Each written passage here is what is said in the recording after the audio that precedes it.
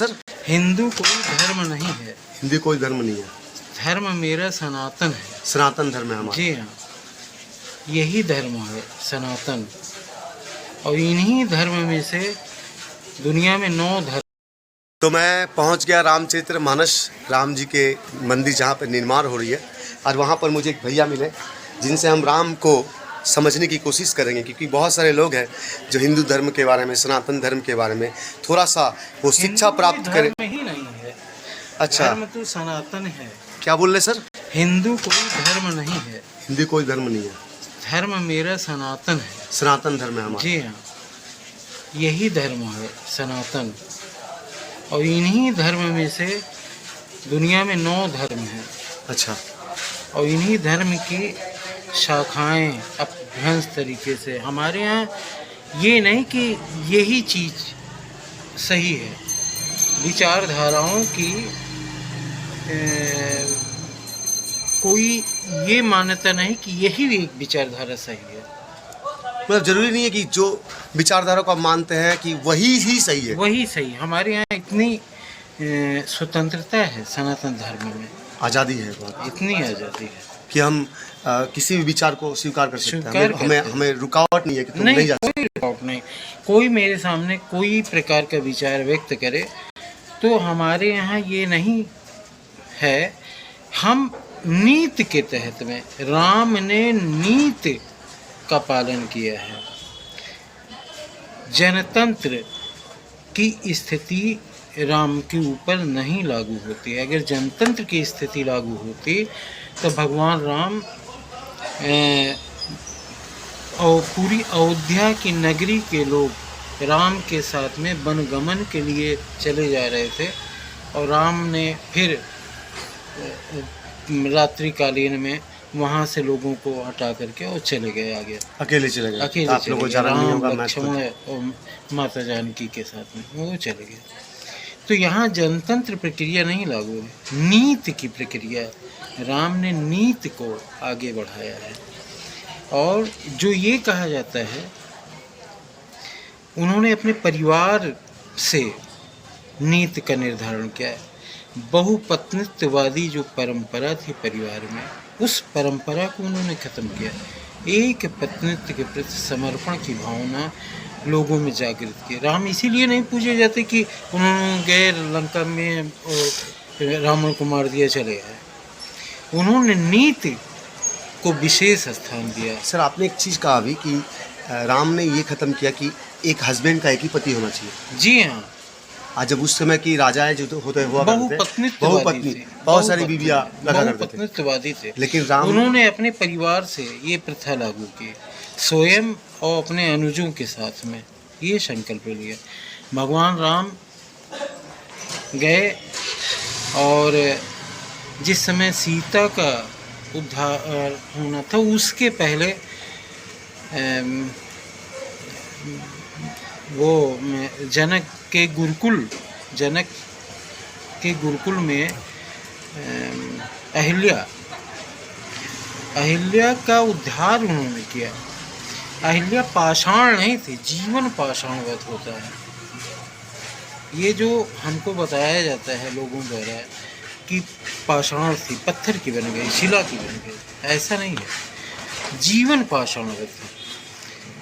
इंद्र ने उनके साथ में जो घटनाएं विदित की, उसका प्रभाव उनके मन मस्तिष्क पर ऐसा पड़ा कि उनका वो कोमा की स्थिति में हो गई। मतलब वो जीते जी एक पत्थर की तरह बन गई। हाँ, कोमा की स्थिति। लेकिन बहुत सारे लोग मैसेज देते हैं कि लस्सी है, रबड़ी है, पेड़ा है, आइसक्रीम नहीं। और बहुत सारे लोग बताते हैं कि नहीं, वो पत्थर की नहीं, पत्थर तो मैसेज ही गलत है। नहीं, एकदम गलत मैसेज कि इंसान जीते जी पत्थर की तरह। पाषाण में जीवन होता है। पाषाण मनुष्य पाषाण नहीं होता है, जीवन उसका पाषाण होता है, न कि वो पाषाण थी। जिसे सर राम योग क्रिया में माहिर हैं। राम ने सेवा शुश्रूषा की और फिर ले जा करके गौतम ऋषि को समर्पित किया। जो ये बताया जाता है गौतम ऋषि ने श्राप दिया, ऐसा नहीं। उस समय गौतम ऋषि जनक के गुरुकुल के कुलपति थे और कुलपति की उपाधि ऐसे व्यक्ति को दी जाती थी जो 10,000 छात्र छात्राओं के पठन पाठन भोजन वस्त्र की व्यवस्था करता था। वो व्यक्ति कुलपति कहलाता था। आज व्यवस्थाएं बदल गई हैं। मतलब सर मैं ये सवाल पूछ सकता हूँ कि जब बचपन में हम रामायण देखा करते थे हाँ, तो उसमें बहुत सारी चीज़ें ऐसी थी जो बनावटी थी या गलत नहीं, हम महसूस ये नहीं कह सकते। मैंने ये अपना विचार व्यक्त किया है। नहीं, आपका तो यहाँ पर अनुभव है ना, क्योंकि नहीं, हम- अनुभवों की बात अलग है। ये मेरा व्यक्तिगत विचार है, उनका जीवन पाषाणगत मेरे विचारों से है। अब उसमें लिखा हुआ है तो लिखा हुआ है, लेकिन ये मेरा व्यक्तिगत विचार है। देखिए सर, मूवी कहीं ना कहीं से रामायण जो मूवी थी वो तो एक मूवी थी। अब बनाने वाला व्यक्ति उसको हिस्टोरिकल नहीं बनाएगा, थोड़ा सा अगर देखने का लायक इमोशनल नहीं बनाएगा तो कोई देखेगा नहीं। तो ये स्थितियाँ थी। राम ने धनुष का संध्यान किया। विश्वामित्र एक ऐसे राजा हैं, एक ऐसे ऋषि हैं जो राजा भी रहे हैं और फिर ऋषि भी हुए हैं। और विश्वामित्र के 100 पुत्र थे और 100 का वध